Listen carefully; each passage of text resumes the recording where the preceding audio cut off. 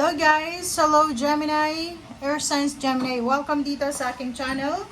Kapalaran 888. Welcome guys. Alamin natin kung anong messages, anong vibration, anong energy para sa money career financial reading ng February 2025. February-March to. Okay.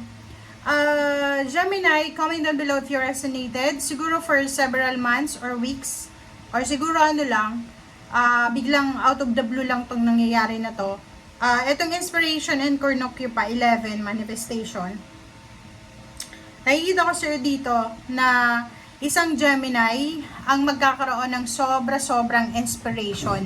Magiging sobrang inspired siya para ma-manifest yung gusto niya sa buhay. Ang manifestation mo is blessings, prosperity, and abundance, financial prosperity. Yung parang may freedom ka. Yung anytime, diba? Kita mo to, may freedom ka. Anytime na gusto mo ng pera, withdraw ka lang sa bangko. Hindi mo kailangan mag-alala para sa mga finances mo. So, dito sa cornucopia na to, hindi lang ikaw ang nagmamanifest yan. Lahat tayo, kahit ako, may nagmamanifest ako na ito. Ito yung swerte, ito yung prosperity, abundance, ito yung blessings, biyaya siya na umaapaw. Okay, so nakikita ko you will be super inspired sa buwan ng February, March, and the whole year of 2025 para makuha, ma-manifest yung financial stability, freedom, success, and prosperity. Okay, Gemini, Four of Wands, and then the Emperor. Wow! Okay. Ikaw na ata yung pinakaswerte dito sa lahat ng zodiac signs ngayon na February and March. Etong dalawang to is 44. It's balance, stability, freedom. Diba?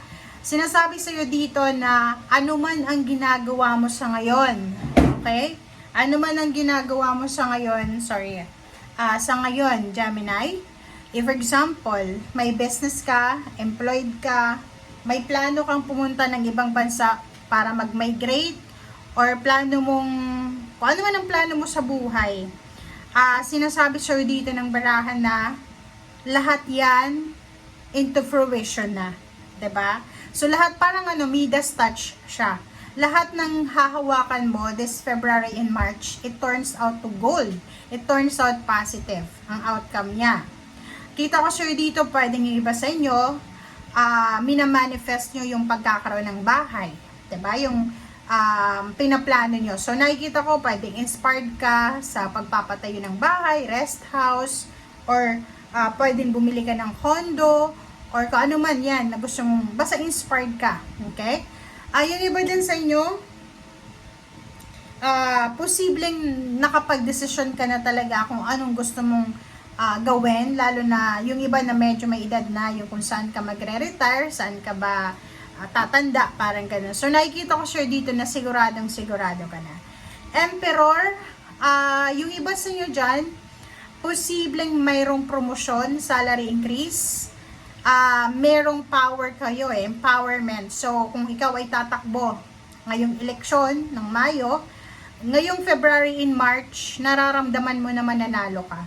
Nararamdaman mo na landslide yung boto sa'yo. Okay?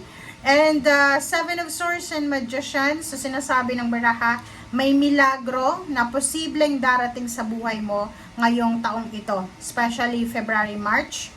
And pwedeng dito sinasabi na maraming magsisimula sa iyo Maraming magsisimula. It's either love, relationship, money, career, travel, business, or anything na magsisimula. But be careful, Seven of Swords, kasi may mga tao sa paligid mo na posibleng may mga lihim na galit sa iyo.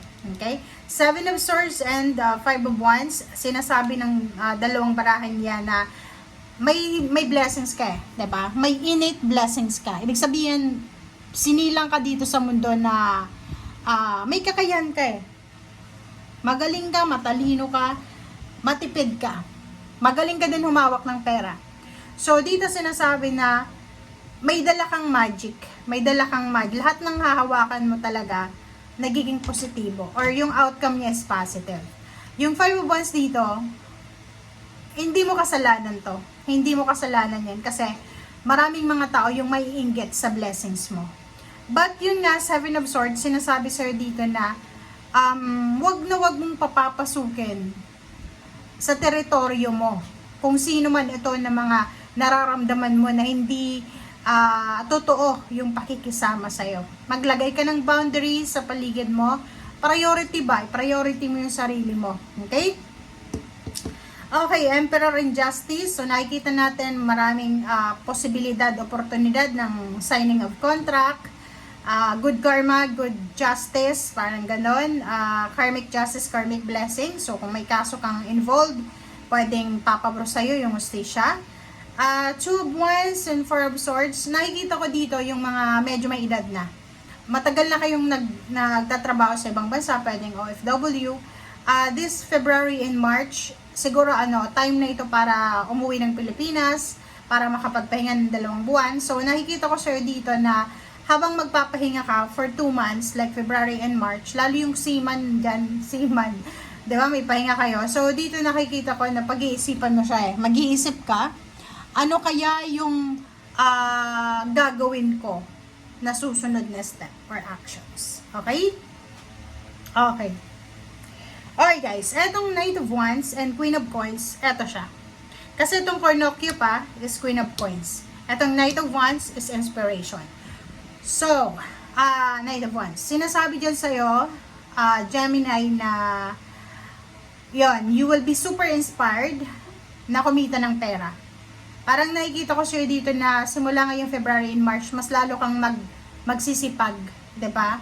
Punong-puno ka ng motivation Ang dami-dami mong gustong bilhin. Gusto mong bilhin sasakyan, lupa, bahay, gusto mong mag-travel, gusto mong ibigay yung lahat ng blessings para sa pamilya mo, parang ganyan. So, ang 5 of Wands dito, mag-iingat ka lang kasi baka ma-shock ka na lahat ng tao ngayon pare-pareho yung pangarap sa buhay. So, hindi lang ikaw yung nangangarap ng ganyan. So, maging careful ka. Huwag mong i-share yung pangarap mo sa kaibigan mo kasi pwede niyang agawin, pwede niyang nakawin yung idea mo, like sa business. Okay, may kaibigan ka, may pera siya, ikaw wala. May idea ka ng business, sasabihin mo sa kanya, alam mo, gusto kong magtayo ng ganito, ng bakery or mga anuman, restaurant. Wala kang kapital wala kang pang-invest, siya meron, uunahan ka niya, yun, boom, 'di ba? Ninakaw sa'yo. Okay? So, yun. So, dito sinasabi sa'yo na kahit sa usaping pera, wag na wag kang masyadong magtitiwala ngayong February and March. Kasi ang daming blessings sa parating sa'yo. Kaya, the more na i-bless ka, the more na magiging inspired ka talaga. Magiging inspired ka. So, kitang-kita ko dito yung excitement na parang tumatalon ka. And yung justice na to guys, meron dito sa yung nag-a-apply ng yun, magmamigrate sa ibang bansa, pwedeng Canada, America, Europa. Nakikita ko sa'yo dito, pwedeng matanggap mo yung confirmation, yung visa. Kaya parang sobrang excited ka, tumatalon ka sa sobrang saya, tumatalon ka sa sobrang galak. Okay? Thank you guys. Bye!